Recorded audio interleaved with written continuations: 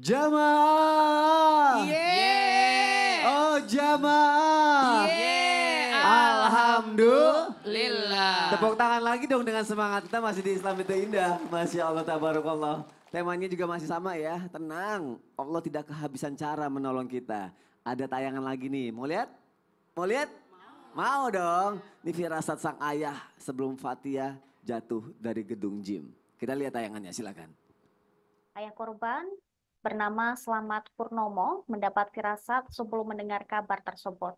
Bahkan tasbih yang ia gunakan untuk berzikir sampai putus.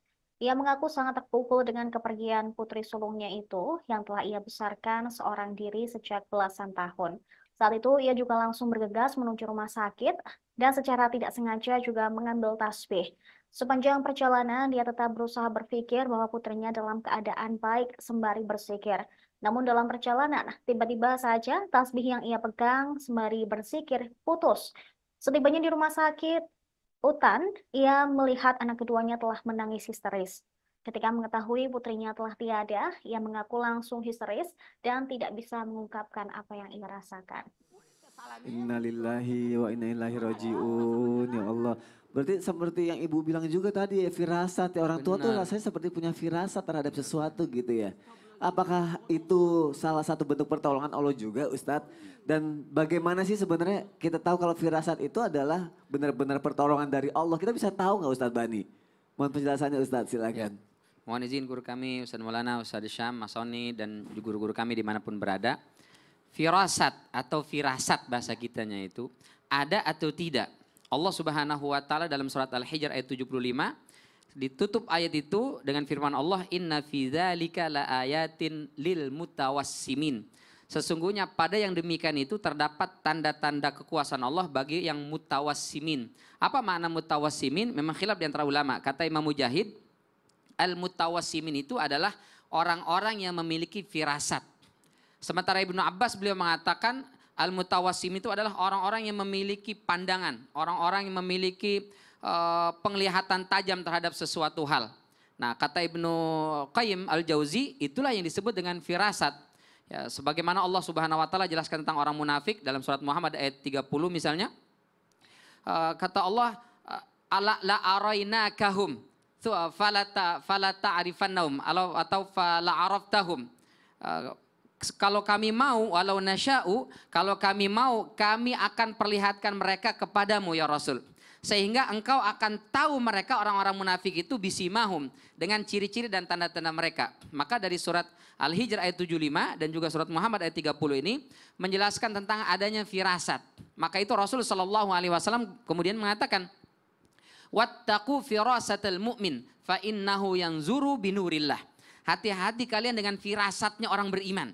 Karena orang beriman itu bisa melihat sesuatu, bisa mengetahui sesuatu binurillah, dengan cahayanya Allah Subhanahu wa taala. Nah, pertanyaannya adalah ini firasat saya ini benar dari Allah atau bukan? Kemudian Ibnu Qayyim membagi firasat terbagi 3. Ada firasatul iman. Inilah yang dari Allah Subhanahu wa taala yang dimiliki oleh orang-orang soleh, orang-orang yang banyak amalnya, banyak ibadahnya. Ini Allah berikan firasatul iman. Dia bisa melihat, mengetahui sesuatu dengan bantuan cahaya Allah Subhanahu wa taala. Yang kedua namanya firasah riyadhiyah. Orang memiliki firasat karena dia latih, dia rajin puasa, dia rajin qiyamul lail, dia nggak tidur, dia nggak makan dan seterusnya. Itu karena dilatih dan ini bisa dimiliki oleh orang muslim ataupun non muslim. Bahkan orang-orang yang mohon maaf tidak soleh pun bisa selama dia latih itu. Nah yang ketiga namanya firasah khalqiyah. Firasat melihat sesuatu fisik dari orang. Misalnya, ini orang cerdas, dari mana tahu? Kupingnya gede. Misalnya. Oh ada bentuk ciri-cirinya. Kadang-kadang suka begitu kan. Ya. Itu firasat seperti ini nggak bisa dijadikan sebagai patokan. Jadi kalau yang bisa dijadikan sebagai patokan itu adalah firasatul mukmin. Firasatnya orang beriman karena melakukan amal kebaikan dan solehan. Nah biasanya orang tua ini kan punya tirakat, dia punya amalan khusus buat anaknya. Maka Allah berikan firasat itu. Maka sebagai orang tua, ayo kita perbanyak amal soleh, kita perbaiki akhlak kita perkuat ibadah kita kepada Allah, biar Allah selalu berikan firasat buat menjaga anak kita itu. Dan salah satu bentuk pertolongan Allah dengan cara itu ya Ustadz ya, Masya Allah. Terima kasih Ustadz Bani untuk penjelasannya, tepuk tangan lagi untuk guru-guru kita, Masya Allah, tabarakallah. Jamaah datang dari mana? Bandung, nanti aku kasih kesempatan untuk bertanya ya. Tapi sebelumnya katanya Ustadz Maulana gantian dulu nih. Mau nanya ke jamaah yang ada di sini. Ayo bisa jawab, nggak mau nanya apa? Pokoknya saya kali ini yang mau bertanya. Ayo, mau nanya Ustaz apa? bertanya, kami Tanya. siap jawab. 1, 2, 3. Ustaz bertanya, kami siap jawab. Oh, oke. Ulang. Ustadz bertanya. Kami siap. Oke, siapa mau nanya ke siapa biar ada yang jawab? Saya sih pinginnya tunjuk ibu itu, tapi kan susah di atas. Nggak. Ibu aja ya. Oh ya udah Ya, oke. mic-nya Nih aku mana ya? pinjemin mic aku dulu nih. Ya. Bu, saya mau nanya. Buat ibu. Ustaz bertanya-tanya. Saya mau tanya, percaya nggak Allah itu tidak pilih kasih dalam memberikan ujian? Siapa bilang Allah tidak pilih kasih? Oh, dibalikin Mati lagi.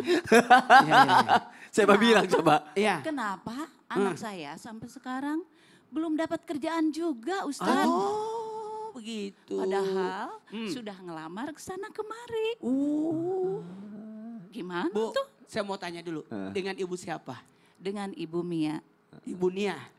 Mia. Ibu Mia. Ibu Ya. Mia. Bukannya Mia lagi izin? Bukan, itu Mia kreatif. Oh. Ini Mia beda lagi dari Bandung.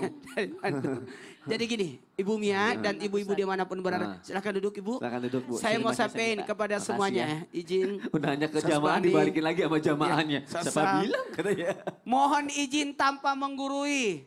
Yang namanya pertolongan Allah itu tidak selalu datang dalam bentuk yang kita inginkan. Karena bisa jadi dalam bentuk dengan cara Allah. Yakni Allah memberikan pertolongan lewat kesabaran. 1, 2, 3. Kesabaran. Maka yang diminta tolong lewat sabar. Ada memang orang dikasih ujian kesabaran.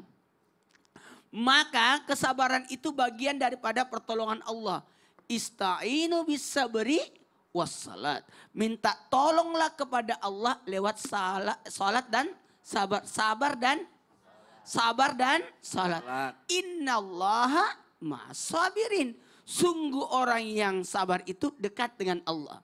Maka ketika kita diuji, pertolongan Allah yang sangat dekat itu tanpa ibu sadari tadi, kenapa anakku tidak dapat kerjaan?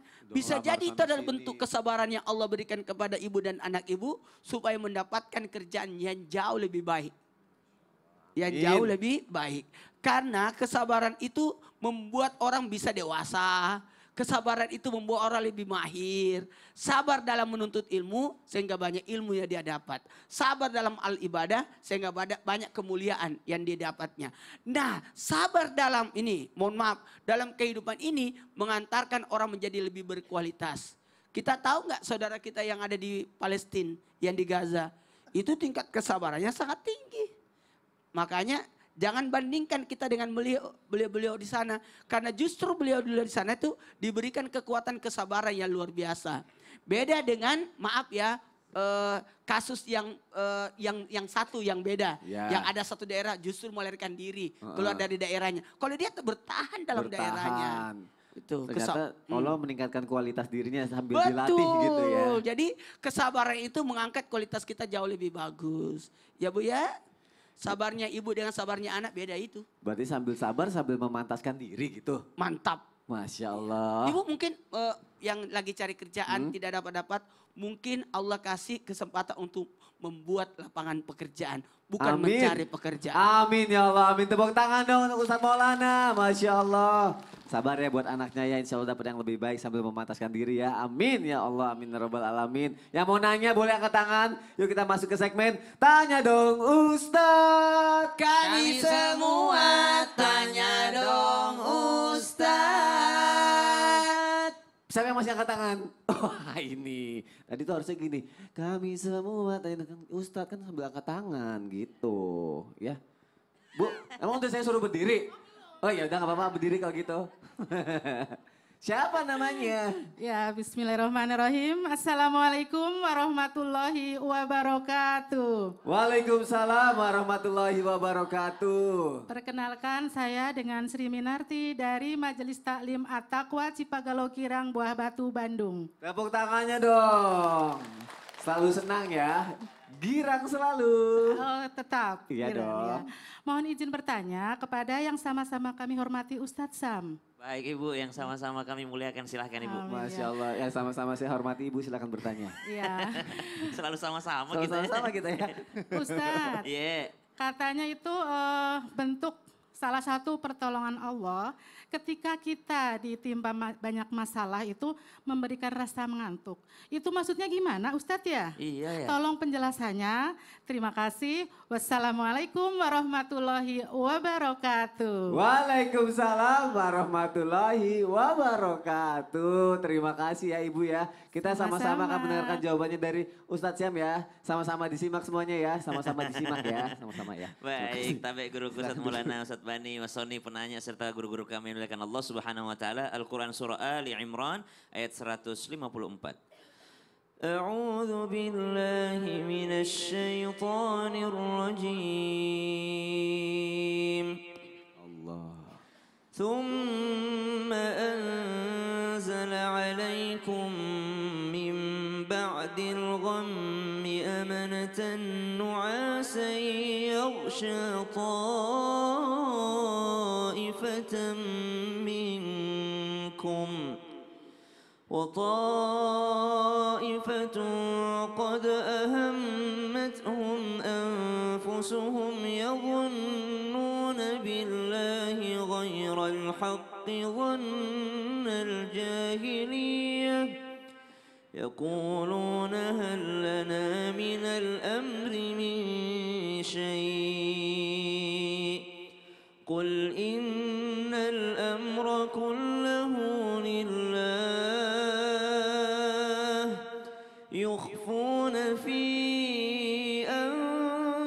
أنفسهم ما لا يبدون لك يقولون لو كان لنا من الأمر شيء ما قتلنا هاهنا قل لو كنتم في بيوتكم لبرز الذين كتب عليهم القتل إلى مضاجعهم وليبتلي الله ما في صدوركم وليمحص ما في قلوبكم والله عليم بذات الصدور.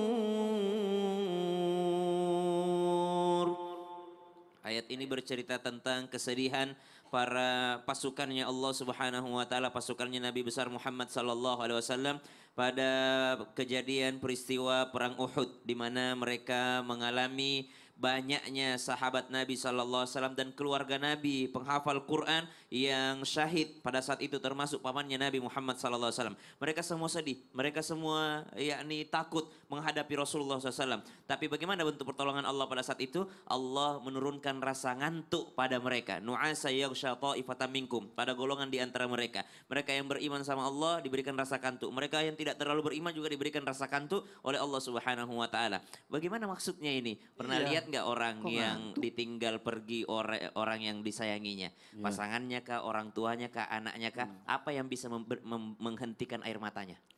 Tidur. Tidur. Subhanallah. Salah satu bentuk pertolongan Allah mengobati hati yang sedih itu dengan tidur. Subhanallah. Jadi beberapa peperangannya Nabi, perang Badar diberikan rasa ngantuk supaya nggak khawatir. Perang Uhud diberikan rasa ngantuk supaya hilang kesedihannya. Oh, Masya Allah. Tapi jangan jadi alasan juga sekarang lagi pada ngantuk di sini, alasannya lagi ditolong Allah ya. Beda. Oh, Beda kan? dong. Iya, nanti jadi alasan lagi. Enggak ya, Ustadz Syam? Jadi ternyata ngantuk itu bisa mengobati. Oh, bisa mengobati. Ibu gimana terjawab? Alhamdulillah. Masya Allah, tabarakallah. Jamaah. Yeay. Tahu nggak salah satunya lagi, Allah itu suka banget sama yang rajin berdonasi. Bener nggak? Kita tanya Ustadz Maulana. Bener nggak Ustadz Maulana? Bukan itu, aku di sini. Gak apa-apa, kalau Bapak mau ikut, ayo sini Pak. Coba, gimana? Maksudnya gimana yang rajin berdonasi itu gimana? Jadi buat Bapak dan termasuk yang ada di rumah, kalau mau berdonasi alhamdulillah rabbil alamin ada tempat nih. Dari CT Arsa Foundation yang terus berupaya untuk memutus mata rantai kemiskinan melalui pendidikan yang berkualitas dan kesehatan yang optimal. Maka kami mengajak kepada siapapun yang peduli dan ingin turut berkontribusi, meringankan beban mereka melalui doa dan sedekah yang terbaik. Dengan cara apa? Dengan cara men-scan Kris CT Arsa Foundation di bawah ini. Ini. Mana tuh Pak, di situ tuh Pak. Sini Pak. Ada di situ. Ini di sini. Nggak usah dilihat di situ, di TV. Boleh ya? Silakan yang mau berdonasi silakan ya. Masya Allah. Dan ini tepat sasaran. Iya. Dan sangat bermanfaat. Karena pendidikan dan kesehatan. Iya. Alhamdulillah. Jangan kemana-mana ya, tetap di Islam itu indah. Jamaah oh jamaah. Alhamdulillah.